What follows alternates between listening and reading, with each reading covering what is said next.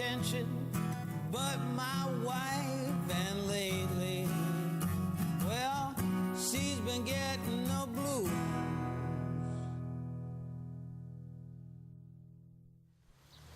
24 minutes in front of 4 o'clock. Time for Bird Songs, your guide to the sounds of the treetops. Warbler Week on Bird Songs, and for our special expert ornithologist, we brought in Roger Saloom. Roger, how are you?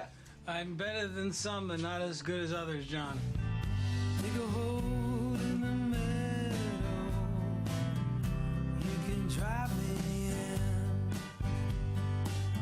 That's right, belong if I ever fall in love with you again. Looks at either his own life or the lives of those around him, from what I can tell, really just makes astute observations, not necessarily sweeping statements, but maybe little slices. Never got too far. I think if you were to look back now and you were to characterize my performances, I think I would have been like a musical John Belushi.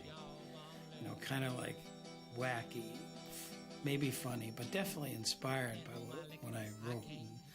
And a lot of times I would write songs because I couldn't remember the songs, the original songs, someone else's songs. I couldn't remember their songs. So it'd be easier for me to write a song than to try to remember someone else's song.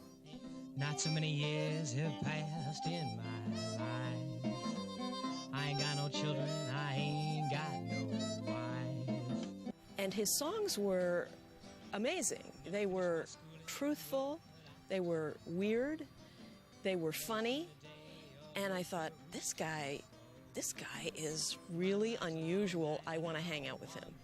Listen, good people, I'm about to sing a song. Going to St. Louis, won't be long, 'cause I'm wild about my love. I like to have my fun. It was in the late 60s. Well, there was a cactus drug. And I think I took the cactus drug. Honey all over our body, cactus in our veins, tossing around the bedroom, together again. We flew up to Chess Records and we met with Marshall Chess. And we were building a following of Marshall Chess, who was the son of the legendary Chess brothers, Leonard and Phil.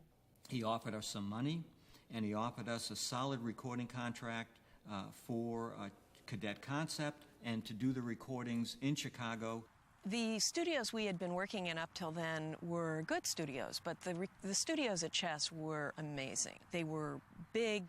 There was lots of opportunity. Our producer was ready to give us the instrumentation that we wanted. The limo would come for us, take us down to the studio. It was a lot of fun. We made a sort of a psychedelic record and put it out on Cadet Concept, which was a subsidiary of Chess, or part of Chess, and it was a blast. You know, I said after I met that one fella just outside of New Orleans, I pulled into town and I seen this brass band that's going so nice. And I said, well, I started to ask people on the street, and I changed my mind because it wouldn't make much sense. They don't know. They might know who Marie DeVoe is. But anyway, like I said, I sketched this brass band, and I see this big, long chick doing this premarital dance alongside of it, and she's grooving. And like she's getting a lot of attention from the crowd, and I figured, maybe this is the woman, man. Maybe this is the chick that's going to help me get around. Come on, Marie. Oh, Marie DeVoe. This will be a shock to people. We had the #1 record in Cleveland, #1 record in Philadelphia, the top 3 or 4 in Boston, and popular somewhat in San Francisco. Back in those days, they would sign up a group like Saloom Sinclair and the Mother Bear. You record your album, and then the record company said, best of luck, I hope you survive, see you later. And that was it. You got no support from anybody. It didn't happen. For whatever reason, it didn't happen. That window closed and closed and finally slammed shut on us. When I first met Roger, he wasn't playing other than doing this one concert a year, and loved music and loved performing. But I think he'd become really discouraged and disillusioned with the whole music business, really wanted to get out of the business completely. And he's very talented, and he has a gift. And for those of us who have no talent, when it comes to performing or just the ability to do something like that. I felt it was a terrible waste. Roger is, first of all, very talented, speaks the dialogue, speaks very openly in reference to the baby boomer generation. Unfortunately, our business today is basically run by corporate America, which means that, it begins with the big record industries, and it also ties into the big corporations that own most of the radio stations in our country. Great to see you, Roger, and excited about the show tomorrow. 19 years you've been doing. Is that right? Is that a misprint? I can't believe that. No, that's the truth. I took a lesson at a delicatessen from the man that was slicing meat. I think there's an ongoing trend of having the same sort of radio station in one city as you'll find in the next. What's unfortunate about that is that it really sort of pushes out a lot of talented people such as Roger Saloom. I think I might be able to make it in the music business this time because I don't care. I care, but I don't, the marriage between business and music is a I said we were on the cusp of something. bad one anyway. Oh, there'll be other stuff, Bob. Don't worry about it. We're climbing the ladder to nowhere. I haven't made a recording in like 20 years. I sort of was, terrified, reclusive or something, not performing much. And kind of looking at the last 20 years of my life, or 30 or whatever. And I said, I don't want to be one of those people who says I should have.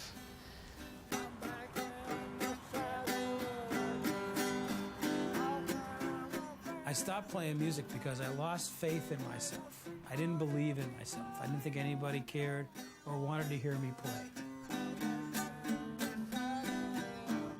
What about this process? The film.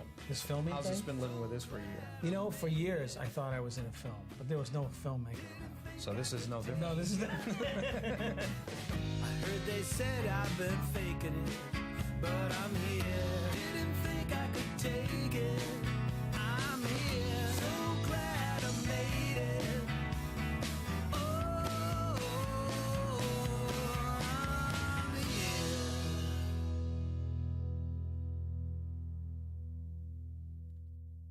Are we going to listen to the take? Yeah, let's go listen to the take. All right. I made a mistake.